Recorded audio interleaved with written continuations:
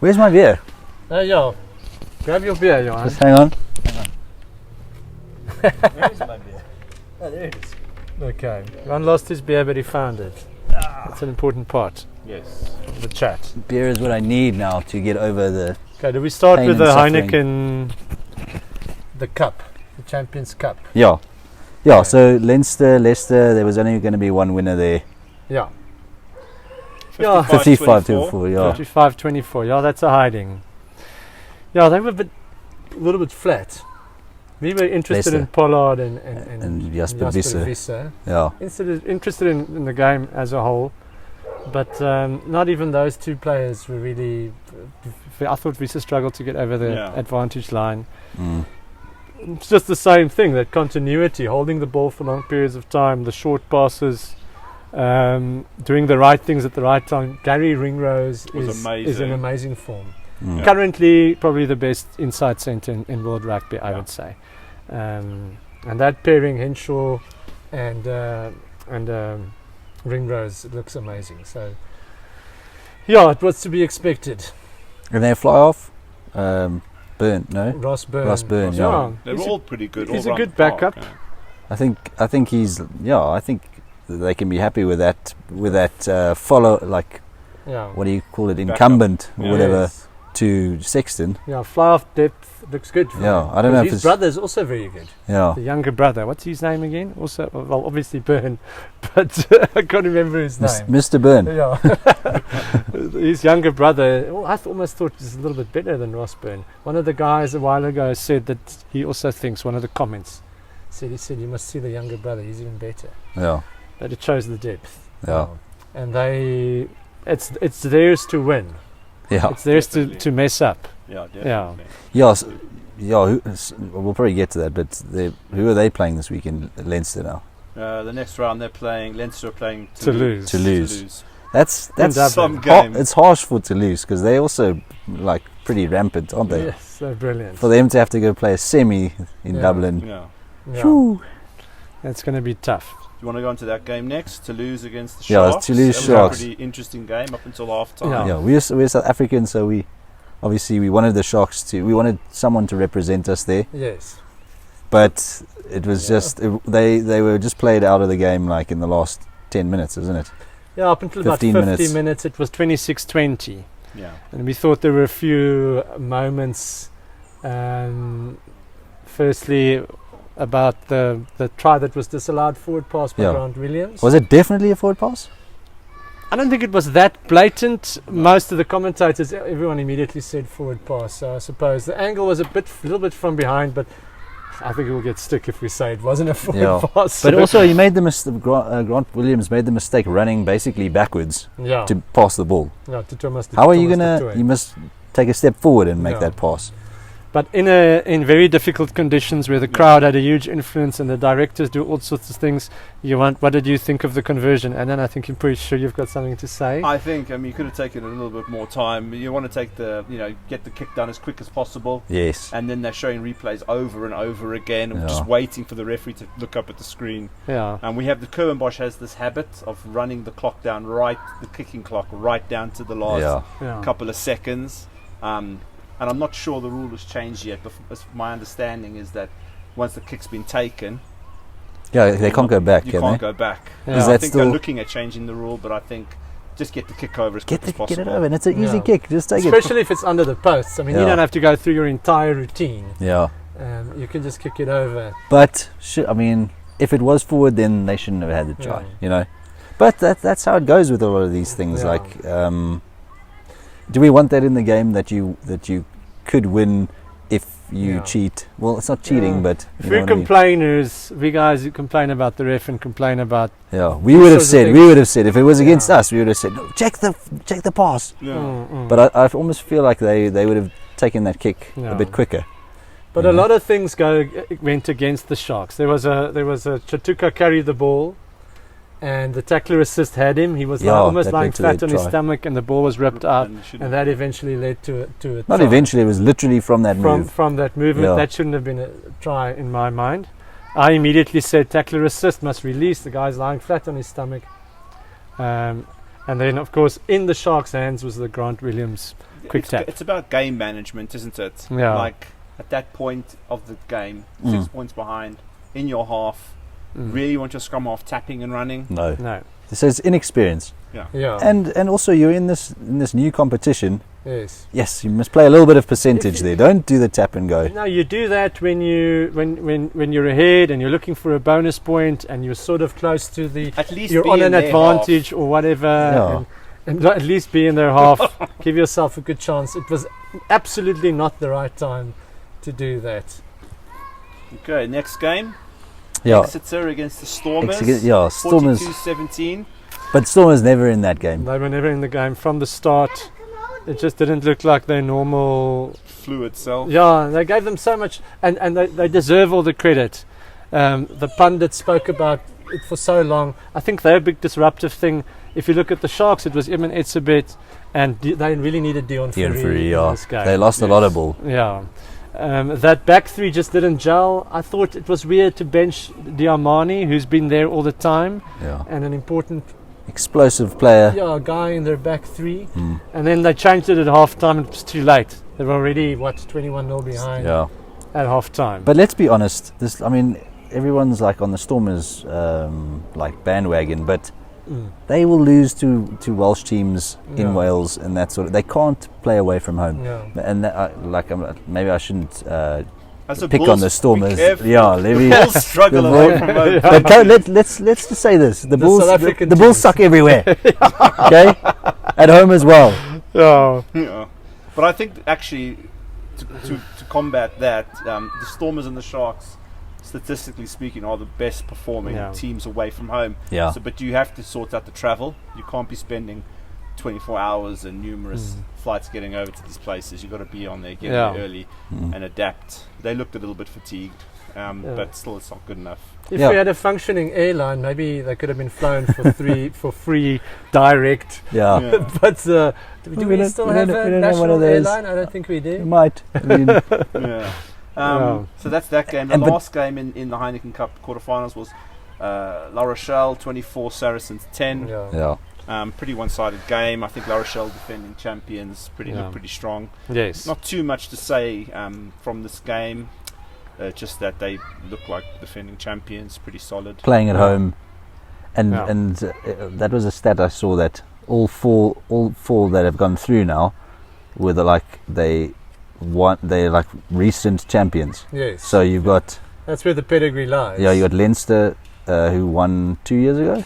Yeah. La Rochelle last year. Toulouse won the year. I think Toulouse won last year, and then the year before was Leinster. Well, recent times. Whatever, Exeter. Exeter won in 2020. Yes. Yeah. So they're not a Mickey Mouse team. No. I think the Stormers maybe, I don't know if they underestimated them, but anyway.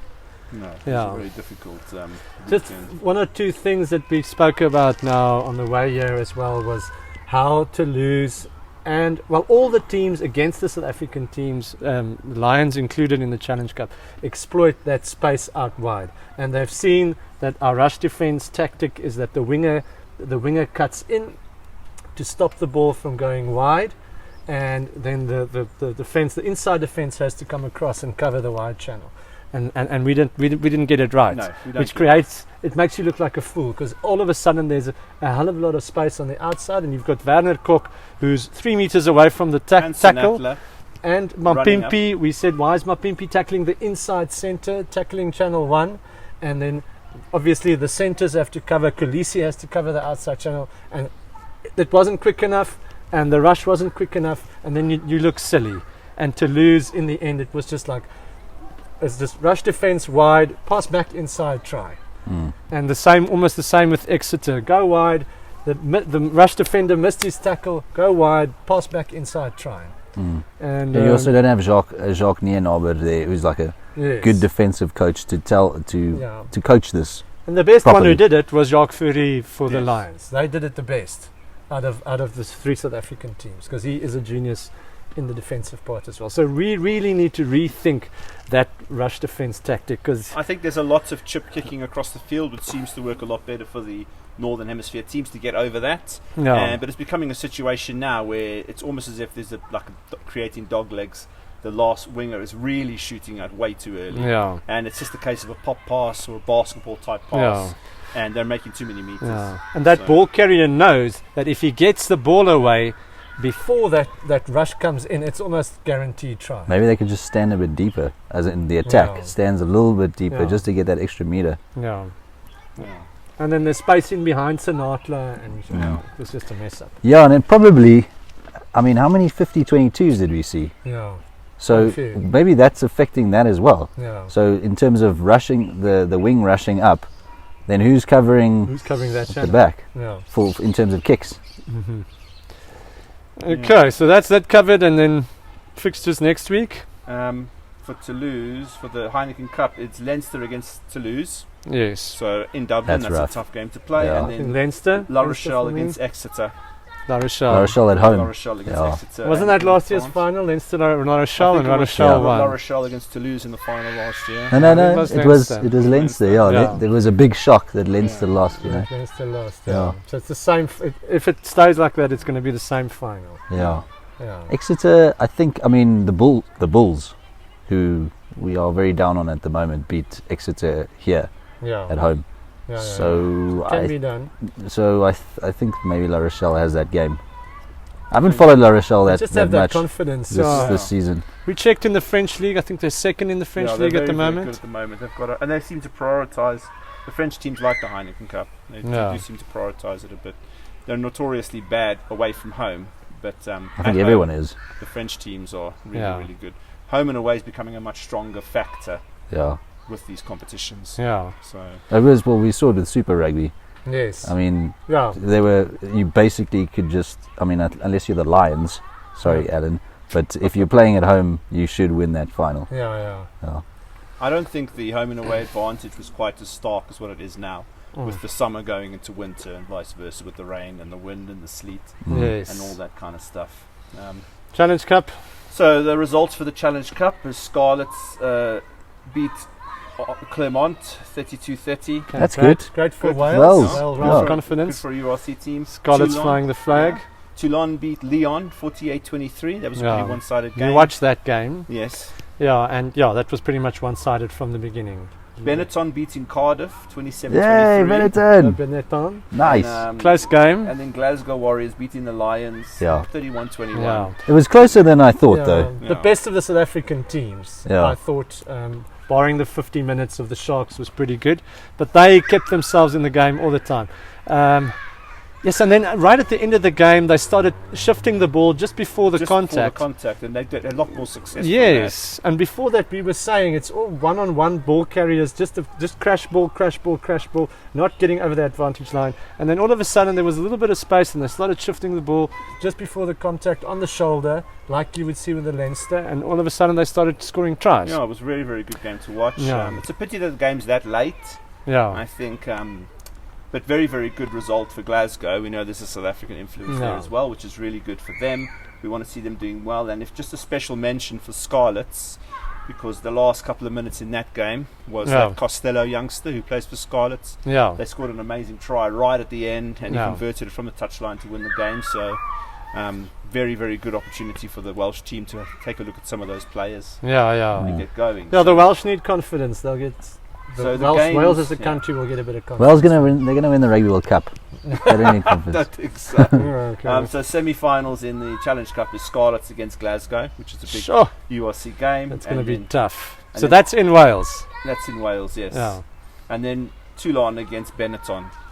So 3 URC teams in the semi-finals of the Challenge Cup. Come on, Benetton. I'm going to have to say Glasgow, Toulon for me, and Glasgow to take it. Go Glasgow.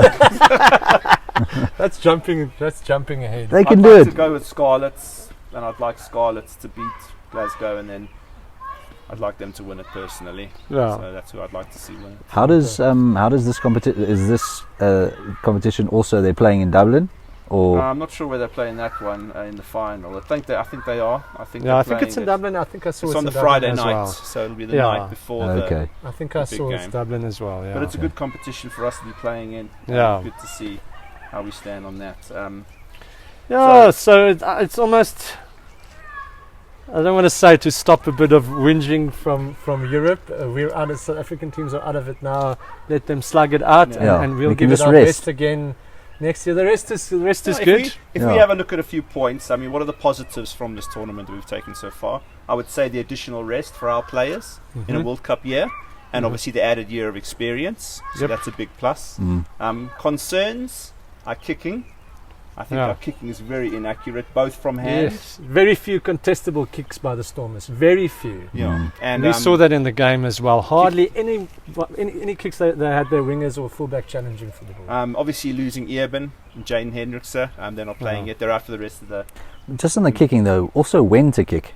Yes. Like the Bulls made that cardinal sin as well of just like kicking the ball away often, and I think once or twice as well that happened in the Sharks game. Yes. And the Stormers game. Yeah, just at the wrong time. But it's good that we're getting this, we're hopefully learning some lessons. Yeah, playing, because we're notoriously coming on the Northern Hemisphere tours, we know how much we struggle in the wet. And maybe just kick penalties out would also help. These losses, that would be nice. But these losses in France, maybe we learn something out of that. I think so. Bulls lost there. And top performance of the week, I would say Ramos from Toulouse. Very good. He's some player. He's kicking. It was his brilliant. Attack play, joint link play, amazing. Worst performance, I'm going to give it to the Stormers. I think the whole team as a whole. The whole team as a whole. I think the defense was bad. I think their kicking was off. Team selection. It started from team selection, I would say.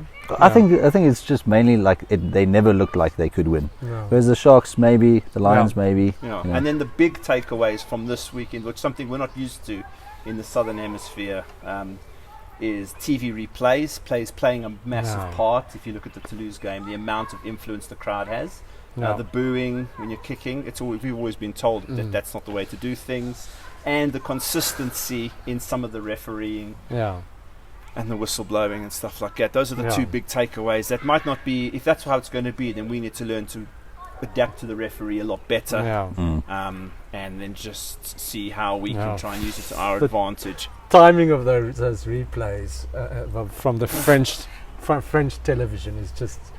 It's perfect. But it's all enjoyable competitions, but Hunter's, There was what we thought could have been a possible obstruction where Mapimpi ran and they said early tackle, but I mean there are three guys in front of the guy going up for the ball and they didn't show one replay of that. Yeah. It was a penalty, not a single replay of that. So is the TMO watching? That's what I want to know. That's what I'm saying. The TMO must say, I want to see that again. Yeah. I want to see that again. Players going off with HIAs, and you don't see any replays. And if it's a player from a home player, all the replays looking for it. Like I say, our directors do it too. But I mean, to the fair play to the ref, I don't think he gave in to a lot of the booing and stuff. They were looking for cards on tackles, which are around the shoulder area. That's one thing that that I've noticed with the French fans is they make a song and dance about stuff that we just don't see it. Like they'll be whistling and screaming about a thing and then you go look at it and you're like, what? There's nothing.